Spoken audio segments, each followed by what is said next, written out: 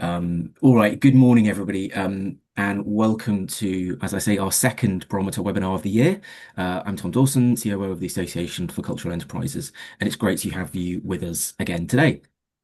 For those who aren't familiar with the Barometer, this is the sector's established monthly benchmark with now hundreds of cultural sites taking part nationwide. It tracks essential audience and commercial performance, giving a clear and reliable picture of how the sector and your organization is performing, all in a segmented dashboard, and we'll talk a bit about that later.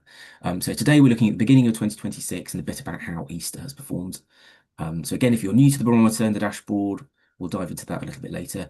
If you're already a user and you and your organisation submit to the survey, a huge thank you. We couldn't do this without you. This is a great example of the sector coming together and being stronger than our constituent parts, I think. So today we're going to be hearing from the Morecambe and Wise of the cultural sector, or maybe the Wallace and Gromit. I'll let you decide who's who. Ollie Reed, Marketing Director of our marketing partner Navigate, who we'll be hearing from later today. And in a moment, I'll hand straight over to John Young, Audience Research Director at the Association's Data Insights Partner, Decision House. Before I do, a couple of housekeeping points as usual on a webinar on Zoom. It's being recorded. So if you have to dip in and dip out, we have to leave early. We will share the recording with everybody in a post-event email. Please do put your questions in the chat throughout the session. We will try and get to as many as possible. We can either try and reply in the chat or we'll answer them live at the end of the session. But the three of us can follow up on email as well if we don't quite get to everything. We will talk a little bit at the end about a report the association released last week. You might have seen it already. A seat at the table. This really brings together the findings of the barometer of over the last 12 months and beyond, where we're looking at the importance of commercial and audience and how the two interact. And really, it's the association's calling card for the sector to give commercial leaders a seat at the table. It's full of recommendations for how we think the sector can become more entrepreneurial, how to engage audiences more cleverly, and just continue doing what you're doing, but also shouting about it within your internal organizations. There's loads in there, so I'll put a link in the chat later on. Okay, I think I'm going to hand straight over to John for all of the good stuff today. John, over to you. Brilliant. Thank you very much, Tom. And yeah, great to see everyone. If you could just turn my sharing on, Tom. Great. Thank you. Just to start off with then, I'm going to go into our data findings in a sec, but I just wanted to take this opportunity to quickly share some improvements we've made to the various dashboards that we have as part of this project. So those of you who are members and take part will hopefully recognize these dashboards. So I'm going to very quickly show you two of them. So this dashboard you can see on the screen here is basically the data dashboard. So this is where you go to via the members area, just to, I guess, play around with the data a little bit. So I'll talk you through a few of the features we've got here, in particular, some of the improvements. So in terms of the dashboard more generally, basically this is a way of us displaying all the key metrics in as accessible a way as possible. We have a number of different filters along the top. And if you scroll down, you can see all the different areas covered. So in terms of improvements we've made, so most of you will be familiar, we added a question or a couple of questions on e-commerce at the start of the year. And we've included this in the dashboard now, as you can see at the bottom. We've also included some additional filters. So we have a membership filter, also filters on whether your catering or your retail is open to non-visitors. So by that, we mean if you, a number of you will have retail outlets outside the pay barrier, for example. So that's the key updates to this area. Also wanted to sort of introduce you to the table lab. So this is some functionality that we added at the start of the year. It was always there, and but we've just made this available to for all of you now.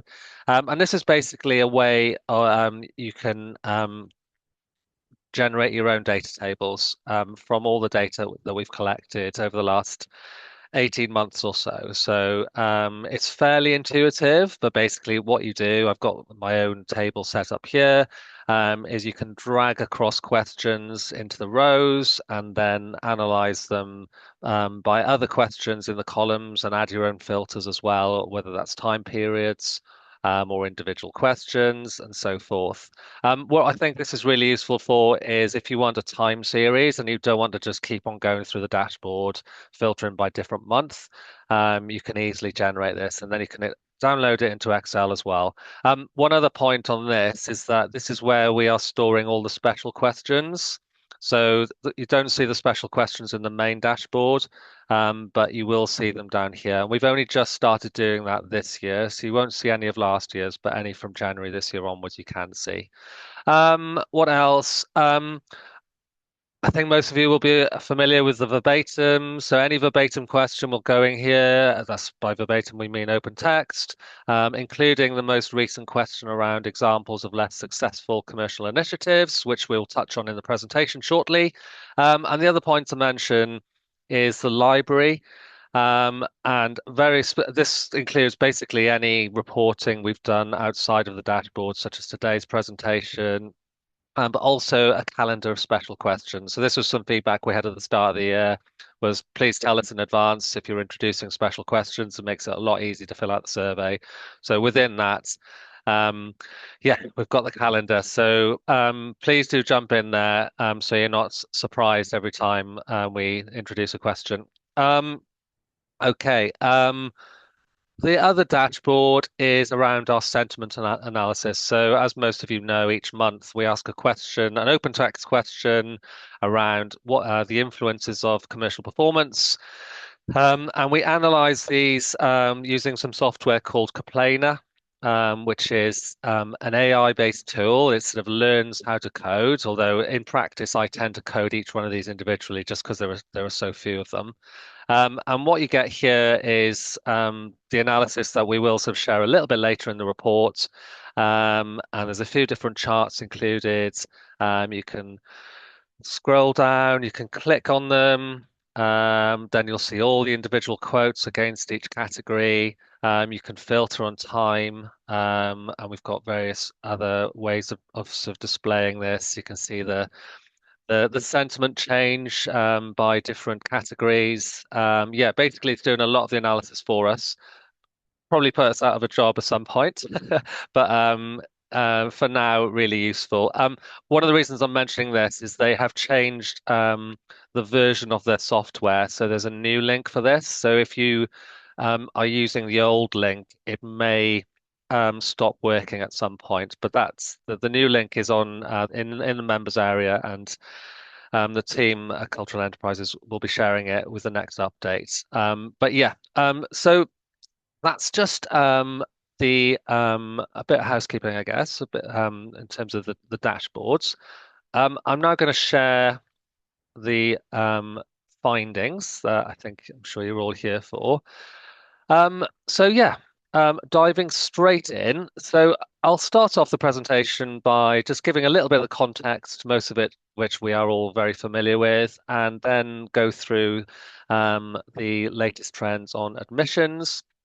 Then we'll jump into secondary spend, and finally a new section specific to this webinar when things don't go to plan. So some of you will be aware that this month, no, so last month just gone, we asked you to share examples of commercial initiatives that actually didn't work. And this was off the back of a couple of conferences I attended earlier this year where that question was asked. And we realized actually we are sharing all this best practice, which can be, I guess, inspiring and useful, but in some ways can be demotivating or maybe just makes it sound quite easy. So we did want to sort of share the other side of the coin as well. So that's to come. So to start off with, looking at context, and then diving into admissions.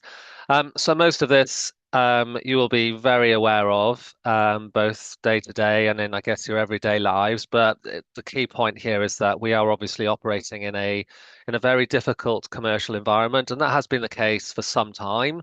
But things are, I guess, just as bad, if not worse now than they were in previous presentations. So I've pulled out a few stats here in red to really sort of bring that home. So the first in the top left is from ONS's monthly survey where they ask about the cost of living, and 67% of the population say that their cost of living has increased in the last month. I think that's the third highest in the last few years. So still, really, really people really feeling it at the moment. The GfK Consumer Index, separate survey, I guess, showing a similar thing, is at the lowest point since October 2023, so 2.5 years ago. Also, the ONS Savings Index is at the third highest point since 2021. And what this basically means is people are a little bit worried, they're holding back, so they're saving more. So it's always a proxy for people spending less, if you like.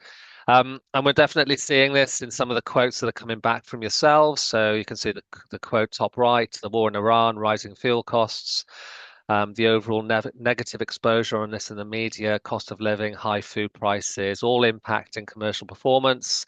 A specific reference to the conflict in the Middle East in the bottom right. So several Australian flights were cancelled due to the conflicts, which impacted our additional paid activity. So a number of you citing these issues as directly impacting admissions, events, and spend on site. And I guess another point to make really is around unhelpful weather apps. I'm sure most of you have seen the coverage around this, led by Ollie and Navigate, bringing the sector together to try and get these the messaging on the weather apps changed. But we are certainly seeing that weather is impacting admissions, and it's likely that the apps are adding to this. Tom and Ollie and Rebecca from Bletchley Park and Chester Zoo did a really good podcast on this a couple of weeks ago, so recommend listening to that. Okay, so where are we in terms of admissions? So this chart here, you can see two different sets of data, if you like. We've got the columns, which show performance this year versus 2025, and we've got the dotted line, which shows where we were this time last year versus 2024. So we can kind of see the cumulative impacts at the start of the year. So just going back to the very beginning of the year, January and February, so across the UK, actually admissions were relatively in line with last year. So a half decent start, if you like, albeit lower than 2024, because you can see the dotted line last year was a bit lower. Um, that wasn't uniform across the country. So when we were looking at February, if we took Scotland out, then actually I think we were around about 2% down. And the reason I mentioned taking Scotland out is because a lot of the participation in Scotland is HES and NTS, large membership organisations, which can impact things a little. Um, Moving forward to March, we were 3.4% down, relatively similar to last year, but cumulatively, I guess around 6-7% down in 2024. But April figures that have come in so far, and we've had the majority, and some of you still haven't submitted the survey, but the majority suggest it's been a really difficult month. So that provisional average is 9.9% down. And now, I guess, a bit of context. This is compared to a really positive April last year. If you remember, we had a heat wave, beautiful sunshine across the Easter weekend and the Easter holidays. But still, you would still expect it to be a little bit better than the 9.9% down. Because basically, this is in line with 2024 when Easter was in March. So I think, it has been, it's quite a poor month. And year to date, again, provisional, but I wouldn't expect it to change much, is 7% down on last year. So clearly, a challenging start to the year. Um, in terms of the visitor type that is driving down the overall admissions drop, this chart here shows responses to a question we asked this month in April. So the question was, have you attracted more or fewer of the of these types of visitors? So this shows the net more minus fewer. So some of you have attracted more of each of these, but the general picture is fewer of each type, but particularly general visitors. So that's basically visitors who aren't your travel trade or education visitors. So we've seen that drop minus 39%, as in the net fewer, sorry. Travel trade is actually in line with last year. However, if we look at venues outside of London in particular, particularly those within day trip distance of London, most of them, if not all, are down on travel trade. And anecdotally, we've heard that um, uh, um, a number of international visitors are maybe coming for one less day, for example, and not taking that trip outside of London. And yeah, that's certainly impacted some of the larger attractions that are reliant on that sort of day trip audience outside of London. I think education is quite an interesting one as well. It's not something we've dug into, and we don't tend to focus on that in this survey. But I guess it does raise the question around how much cost of living is impacting schools, for example, as well. And obviously, it impacts all of us in different ways. Um, so when we're trying to unpick these admissions changes, we look at every possible filter, every possible breakdown, and what I've done on this slide, and there's a couple more hidden bits of data that I'm going to unhide shortly, try to sort of illustrate where we think these changes are occurring. So first of all, looking at region. So I mentioned the difference between Scotland and the rest of the country in February. So when we actually even that out across the year so far, we're not really seeing that come out. And actually, when you look at these regional differences, bear in mind that some of these are quite low sample sizes. I would just look at the overall story, and the overall story is one of decline across all of mainland UK. There is a clear difference, albeit based on low base sizes, in the island of Ireland. So here we've merged Northern Ireland with Republic of Ireland participants simply because of the low numbers participating. And it's clearly very different there. And I had a really detailed and really helpful explanation on why that may be the case from Eva from Titanic Belfast yesterday. So thank you very much, Eva, for that. But clearly, it's a very different context there for lots of different reasons. We can also look at type. So if we compare indoor versus outdoor venues, and we can see that the impact has been a lot less on indoor, but we still see it, albeit only slightly less. Now, this is up to March. I would expect that to be lower by the end of April, and we will be able to update this data in the next week or so. But clearly, the impact has been most keenly felt amongst outdoor venues. And I guess going back to the weather app conversation, the question is would that minus 3.2% be minus 3.2% if they were a little bit kinder? And they didn't show that it was going to be raining all day. There was an 80% chance of rain on a day that it's only actually raining at 3 in the morning. But that's a question that yeah, we can maybe explore later. Um, and finally, the key difference is around admission charge. So you can see that charging venues are 4% down on average up until the end of March, but free venues 2.4% up. So quite a clear difference there. And we did see this last year as well to some extent. but not quite as much as we've seen so far this year. Um, I think another interesting stat as well is if we just pull out charging venues that attract more than 500,000 visitors, then the drop versus last year is even higher, so minus 6.1%. And I sort of use this as a proxy for venues that charge a bit more than average. So the larger venues tending to charge more. So it does feel like just that headline price is having quite a strong impact. Um, Now, I guess the question here is how much of this is demand? How much of this is people saying, I just can't afford it, so I'm not going to spend money going to visitor attractions? How much of it is a post-Christmas hangover, perhaps, that people hold back at the start of the year? So this is two consecutive years now where we've seen a really slow Q1, particularly for charging venues. But how much of it is also supply too? Do people need that programming, and is that programming available? So we're going to sort of look into that shortly.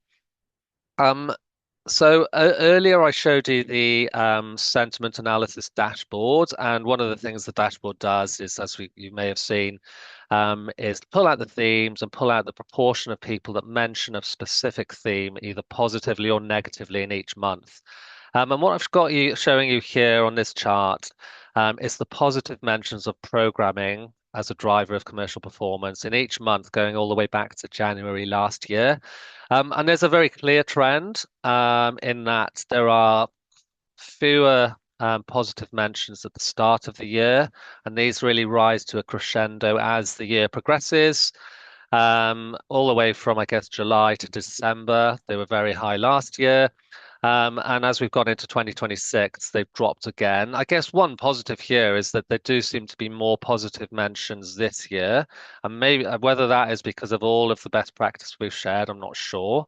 But the general story is that it tends to be a lot lower. And I know this, you'll be probably saying, yeah, this is fairly obvious. And of course, we're going to prioritize programming in the summer months. But our argument is we're looking at low admissions in Q1 for two consecutive years. Do we really, perhaps we need more programming to drive people to the sites?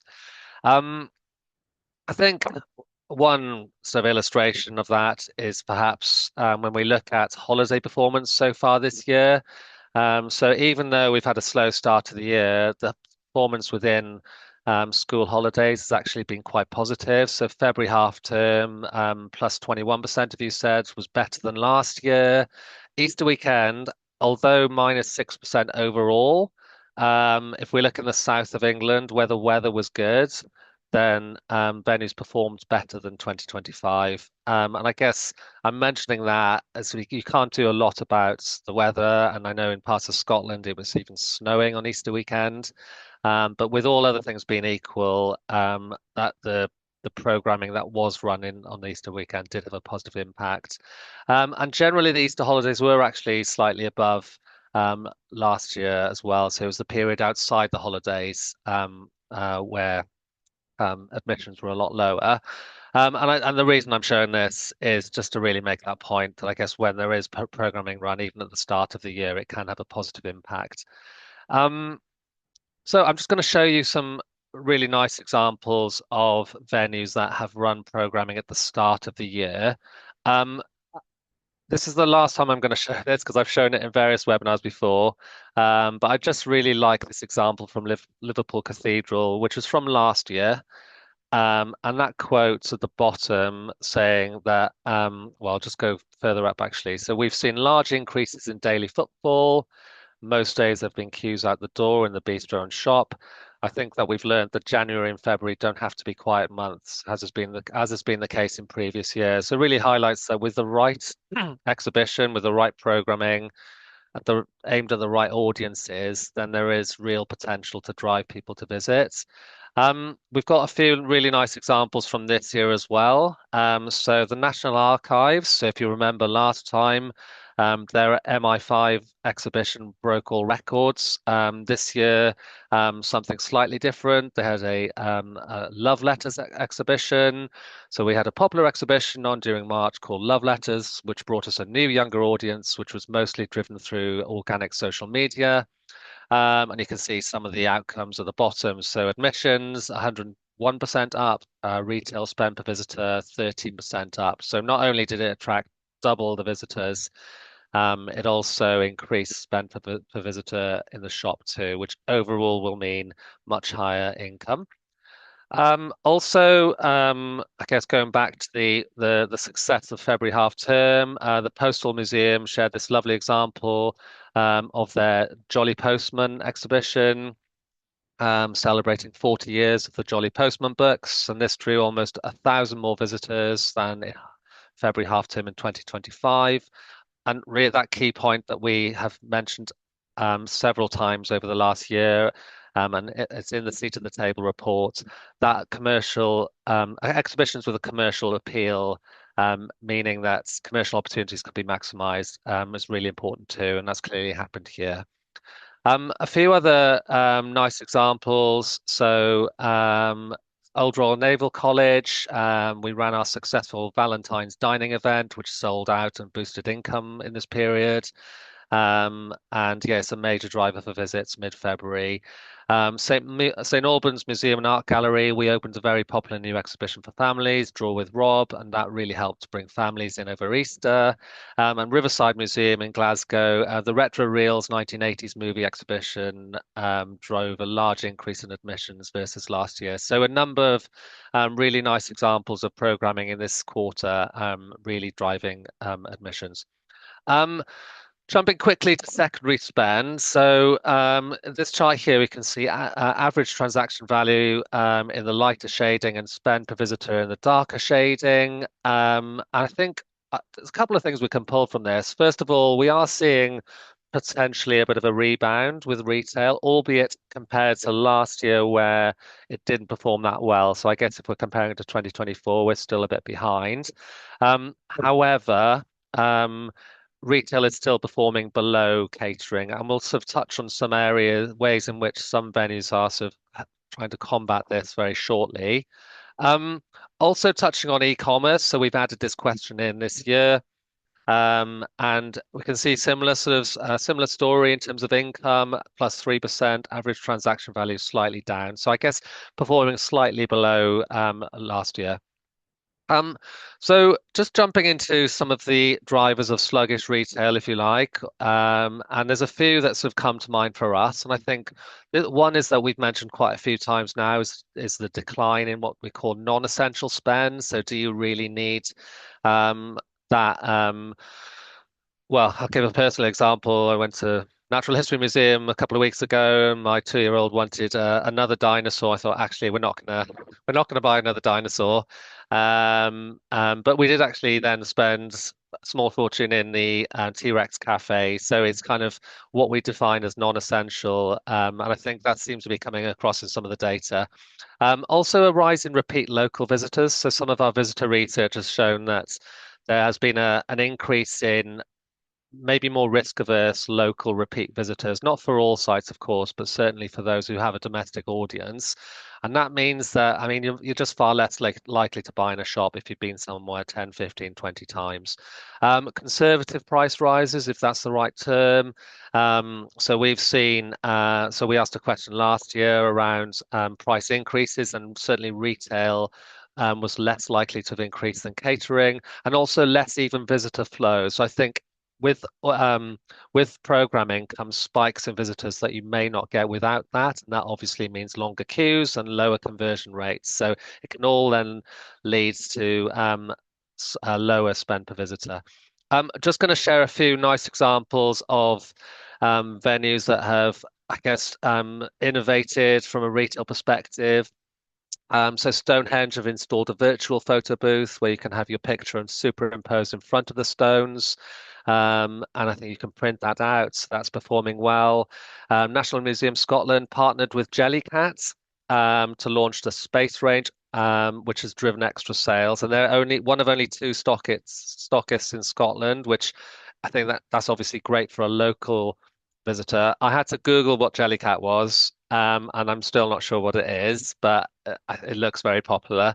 And the Museum of the University of St Andrews, they had training on their merchandising, and they have run down slow lines and introduced more products from suppliers that are doing well. So I guess really focusing on the areas that are doing well.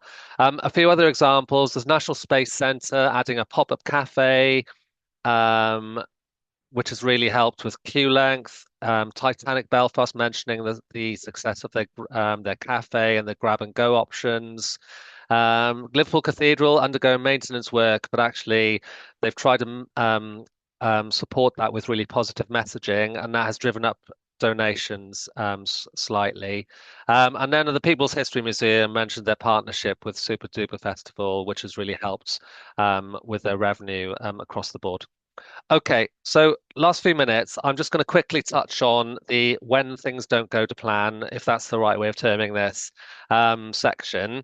So, as a reminder, we asked the question, please tell us of any occasions when commercial initiatives have not gone to plan. You will remain anonymous. And there were three categories here. The first was incorrect visitor assumptions. The second, I'm calling right place, wrong context. You can tell I'm not a marketeer. And the third one was partnership expectations and delivery. So first one, incorrect visitor assumptions. I'll rattle through these relatively quickly. So the first one, I'd advise against purchasing retail product for temporary exhibitions without fully interrogating the data that supports the visit number assumptions. I like the sort of passive aggressive way the data was written there. What visitors say they want and what they will actually engage with in practice is different. We've created offers in direct response to visitor feedback that did not get the take up we needed. We introduced gift vouchers at Christmas, but the results were abysmal. A final one here. Won't read it all out. They introduced a pop-up independent coffee cart, not the one in the image. But the footfall was low, and yeah, the partners pulled out shortly afterwards. So I guess the main point here is around, I guess, it's do your visitor research, but maybe don't be totally led by the visitor. We always say, data is brilliant, visitor feedback's brilliant, but you're the expert, so filter everything through your knowledge and experience. Right place, wrong context. So two examples here of events being put on probably at the wrong time of the year. So the first one was a late night event in the summer, but indoors. And the assumption here was it didn't really work because people wanted to be outside. Second one was around a cocktail night, an afternoon tea in January. And the assumption here was that actually people don't necessarily have spare money for this type of event in January. Dry January means they may not want to drink, and also they didn't have enough time to market it. Um, and another example of sleepovers that didn't go so well either, and the costs involved for running those. And the final theme, before I hand over to Ollie, is around partnership expectations. So, yeah, the first one is around expecting the partners to promote the event more. The second was around, yeah, a similar point. And this participant said that from now onwards, they are specifying to partners the marketing resource they want them to put into it, so that they help drive the participation. And if you're wondering what the image is on the right, this quote hopefully explains it. Yeah, paranormal groups are a good income generator, but they haven't been paying their fees. So very specific feedback there. But I guess it all relates to that wider point around yeah, getting those expectations in place early on with your partners. Okay, so I've that's me done. Final thoughts really are, consumers are continuing to show caution. We've referenced programming all the time, but those that have introduced programming in Q1 have partially weathered the storm. Lots of examples of innovation and partnerships and pop-ups boosting retail and catering. And just relating to that final section, considering your visitor, the context, and your partnership agreements when pursuing new initiatives is important. So I'm going to stop sharing and hand over to Ollie. No worries. Thank you very much, John. I wasn't sure on that last point whether it was the paranormal, the ghosts weren't paying, or if it was the I wasn't quite sure, but yeah, so that's but yeah, don't trust ghosts to pay their bills. So very quickly, I'm just going to talk about some of the marketing context around Easter and beyond. For context, I'm work for Navigate, marketing director here. We work with lots of different attractions, all different shapes and sizes across the UK.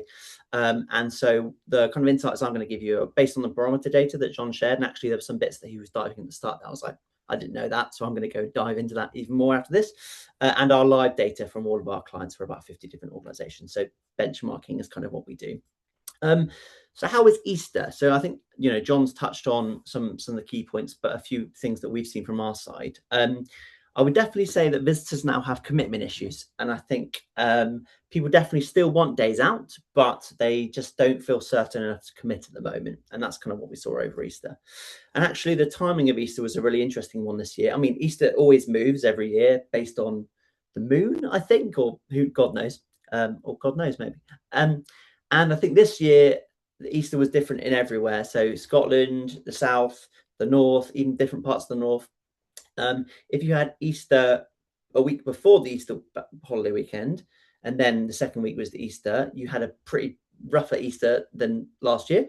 And if it was the Easter bank holiday weekend and then a week after Easter, basically, in summary, you had a better one. And that was basically because of the weather.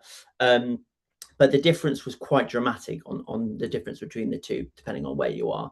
And actually, this year has been the most fragmented on when Easter has been. As John touched upon, the weather didn't help until it did.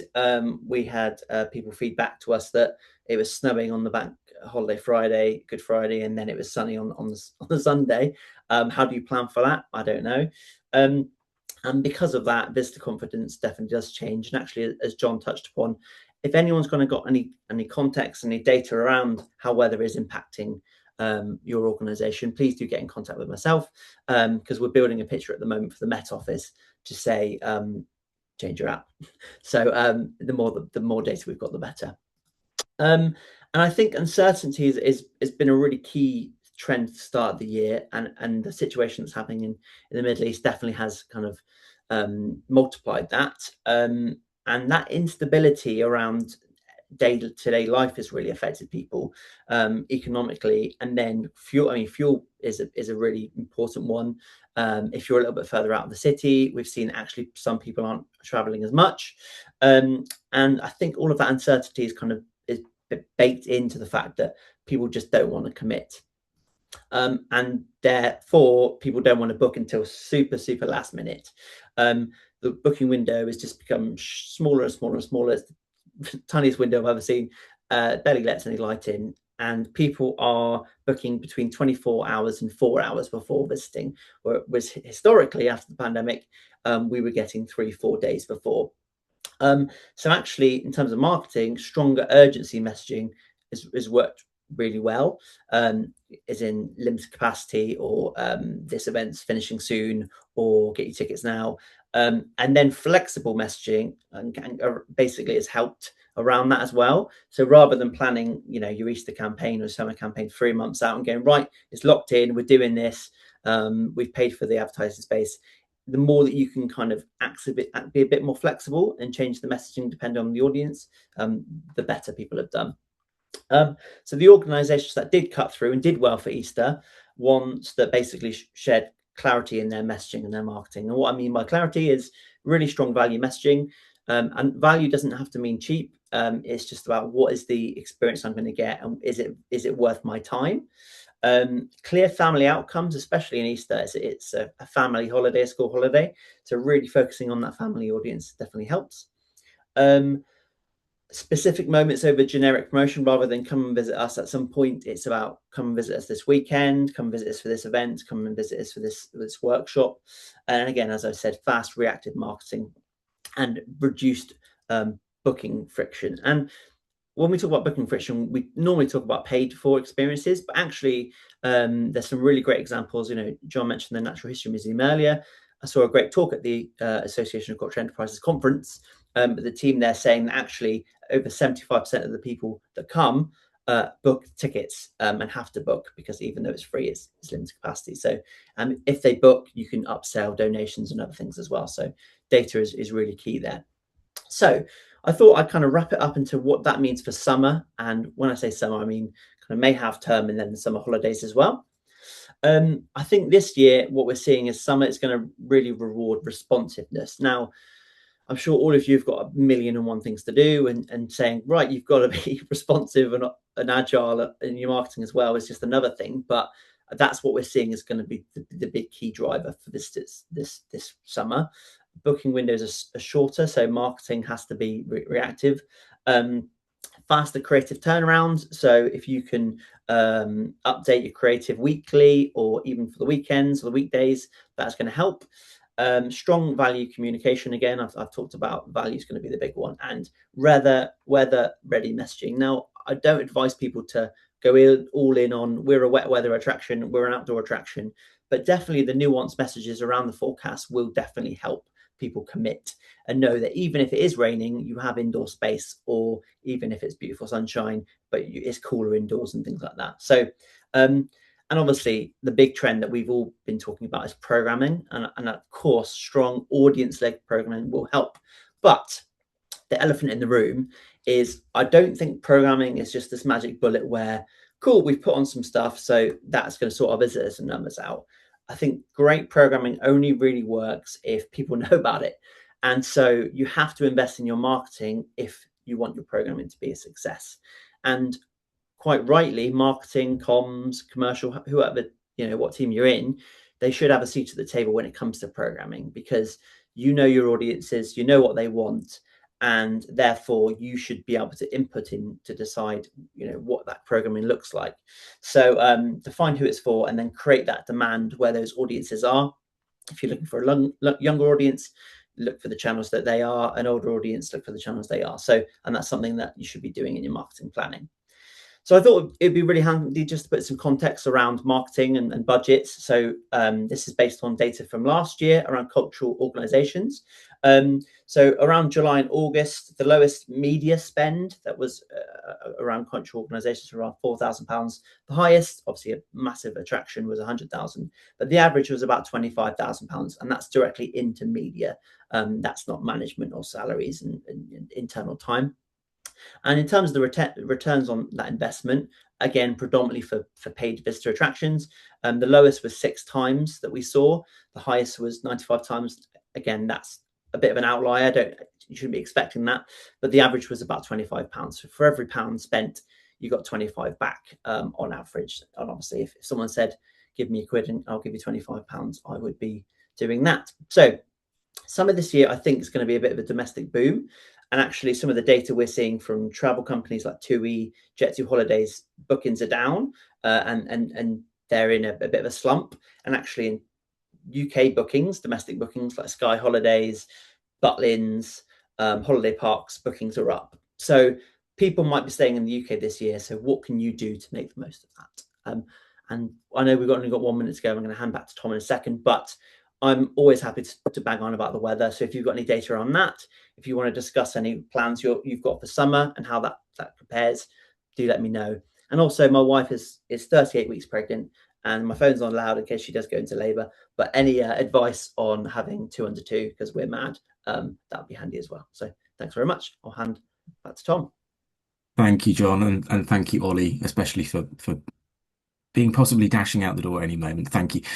That's absolutely fantastic. There's so much there. It reinforces my decision that I think we need 60 minutes for these webinars because John and Ali have so much to contribute. I think we need to give them more time.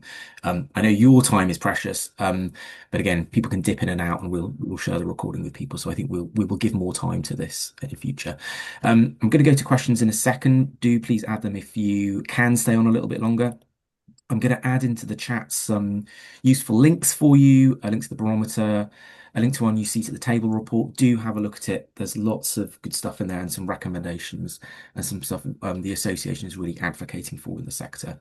For those who can stick on, we'll just carry on for a few more minutes.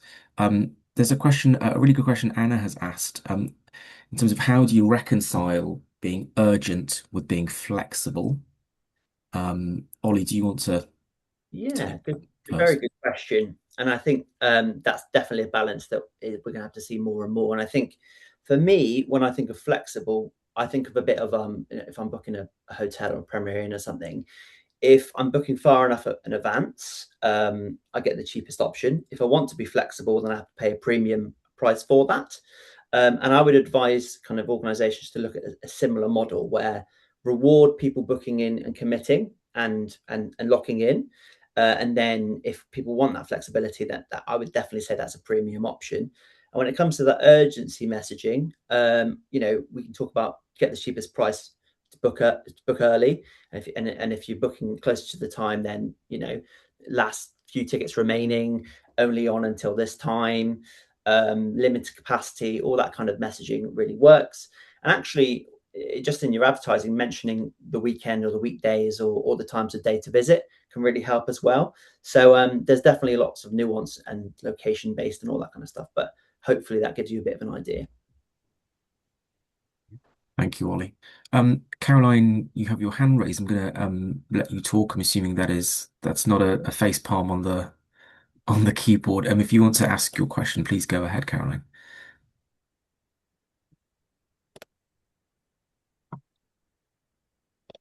You may be muted, if indeed you Muted. do want to ask a question. Maybe just waving. Just waving, just saying how great you are. Okay, well, I think we'll call the webinar to a close today. Thank you again to John and Ollie. We will share the recording. Again, there's lots of data on the website. Any questions you have about the dashboards or the barometer, let me and John know, or the team will be in touch to help you out. We're going to be talking more about those new features John highlighted at the beginning. So in the meantime, wish you a happy and healthy weekend. And we will see you all soon. Oh, and our next webinar will be, I think, is in September, and we will be sending the link out in the post event email for you to book onto that as well. So we will see you there after hopefully a lovely, successful summer. All right. Have a lovely weekend, everyone. Thank you very much. Thank you, everyone. Thank you. Thank you Cheers. very much. Cheers.